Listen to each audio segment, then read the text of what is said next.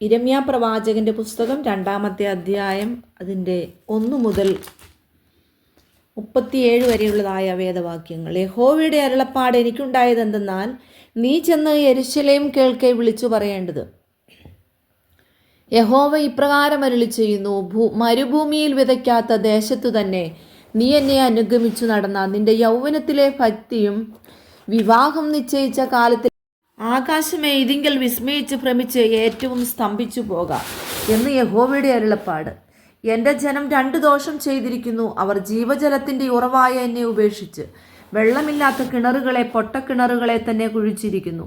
Israel ദാസനോ വീട്ടിൽ പിറന്ന അടിമയോ അവൻ കവർച്ചയായി തീർന്നിരിക്കുന്നത് എന്ത്? ബാലസിംഹങ്ങൾ അവൻ്റെ നേരെ അലറി നാദം കേൾപ്പിച്ചു.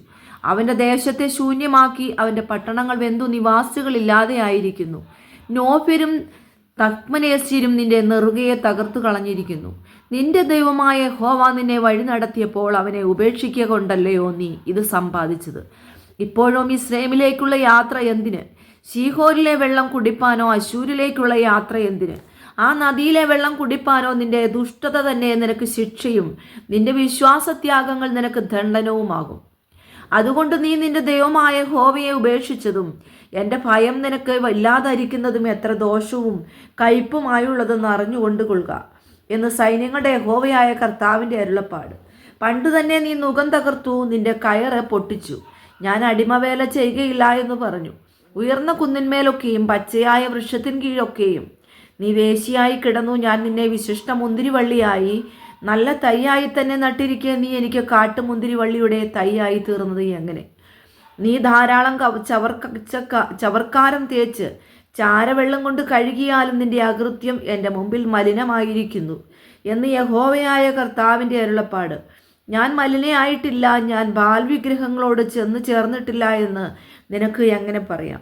താഴ്വരയിലെ നിന്റെ നടപ്പ് വിചാരിക്കാൻ നീ ചെയ്തത് ഓർക്കുക. വഴിയിൽ അങ്ങോട്ടും ഇങ്ങോട്ടും വിരഞ്ഞോടുന്ന പെണ്ണൊട്ടകമല്ലയോ നീ? നീ മരുഭൂമി ശീലിച്ച് അതിമോഹം പൂണ്ടു കിഴക്കുന്ന കാട്ടുകഴുത തന്നെ. അതിൻ്റെ മതപ്പാടിൽ അതിനെ തടുക്കാകുന്നവനാർ? ആരും അതിനെ അന്വേഷിച്ച് തളരുകയില്ല. അതിൻ്റെ മാസത്തിൽ അതിനെ കണ്ടെത്തും. ചെരുപ്പ് ഊരിപ്പോകാതെ വണ്ണം നിന്റെ കാലും വരണ്ടു പോകാതെ വണ്ണം തൊണ്ടയും സൂക്ഷിച്ചു കൊള്ളുക. നീയോ അത് വെറുതെ അങ്ങനെയല്ല, ഞാൻ അന്യന്മാരെ സ്നേഹിക്കുന്നു, അവരുടെ പിന്നാലെ ഞാൻ പോകുമെന്ന് പറഞ്ഞു. കള്ളനെ കണ്ടുപിടിക്കുമ്പോൾ അവൻ ലജ്ജിച്ചു പോകുന്നത് പോലെ ഇസ്രായേൽ ഗൃഹം ലജ്ജിച്ചു പോകും. അവരും അവരുടെ രാജാക്കന്മാരും പ്രഭുക്കന്മാരും പുരോഹിതന്മാരും പ്രവാചകന്മാരും തന്നെ. അവർ മരത്തോട് നീ എൻ്റെ അപ്പനെന്നും കല്ലിനോട് നീ എന്നെ പ്രസവിച്ചവളെന്നും പറയുന്നു. അവർ മുഖമല്ല മുതുകത്രേ എങ്കിലേക്ക് തിരിച്ചിരിക്കുന്നത്. എന്നാൽ കഷ്ടകാലത്ത് അവർ നീ എഴുന്നേറ്റ് ഞങ്ങളെ രക്ഷിക്കണമേ എന്ന് പറയും.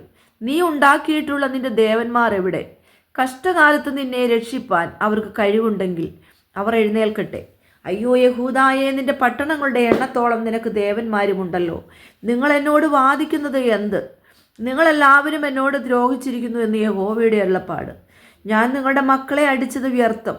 അവർ ബുദ്ധി പഠിച്ചില്ല. നശിപ്പിക്കുന്ന സിംഹത്തെ പോലെ നിങ്ങളുടെ വാൾ തന്നെ നിങ്ങളുടെ പ്രവാചകന്മാരെ തിന്നുകളഞ്ഞു. ഇപ്പോഴത്തെ തലമുറയായുള്ളവയെ യഹോവയുടെ അരുളപ്പാട് കേൾപ്പീൻ. ഞാൻ ഇസ്രായേലിനൊരു മരുഭൂമിയായിരുന്നുവോ? അന്ധകാര പ്രദേശമായിരുന്നുവോ?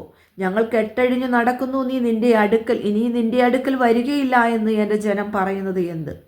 ഒരു കന്യക തൻ്റെ ആഭരണങ്ങളും ഒരു മണവാട്ടി തൻ്റെ അരക്കച്ചയും മറക്കുമോ? എന്നാൽ എൻ്റെ ജനം എണ്ണമില്ലാത്ത നാളായി എന്നെ മറന്നിരിക്കുന്നു. പ്രേമം അന്വേഷിക്കേണ്ടതിന് നീ നിന്റെ വഴി എത്ര ചേലാക്കുന്നു. അതുകൊണ്ട് നീ ദുർനടപ്പുകാരത്തികളെയും നിന്റെ വഴികൾ അഭ്യസിപ്പിച്ചിരിക്കുന്നു. നിന്റെ ഉടുപ്പിൻ്റെ വിളമ്പിലും കുറ്റമില്ലാത്ത സാധുക്കളുടെ രക്തം കാണുന്നു. ഭവനഭേദനത്തിലല്ല നീ അവരെ പിടിച്ചത്. ഇവയെക്കുറിച്ചൊക്കെയും ഞാൻ ന്യായവാദം കഴിക്കും.